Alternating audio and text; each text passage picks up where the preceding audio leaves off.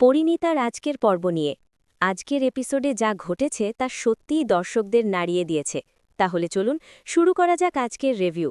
আজকের পর্ব শুরু হয় অফিসের দৃশ্য দিয়ে, যেখানে পারুলকে দেখা যায় বড় একটা সিদ্ধান্ত নিতে। রায়েন আর পারুলের মধ্যে একটা ভুল বোঝাবুঝি তৈরি হয়, যা পরিণীতার গল্পে নতুন মোড় আনছে।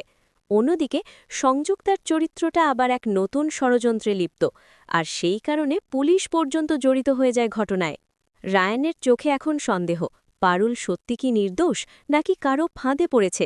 এই জায়গাটাই আজকের পর্বের সবচেয়ে শক্তিশালী দিক। পাশাপাশি পৌশালী চরিত্রটা এখন অনেক প্রভাব ফেলছে গল্পে। ওর উপস্থিতিতে সম্পর্কগুলো আরও জটিল হয়ে উঠছে।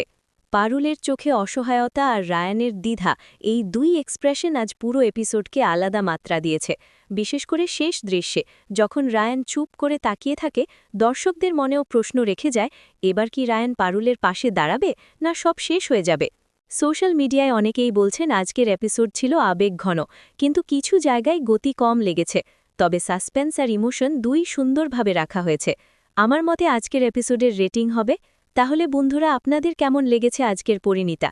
কমেন্টে জানাতে ভুলবেন না। আর ভিডিওটা ভালো লাগলে লাইক, শেয়ার, সাবস্ক্রাইব করতেই হবে।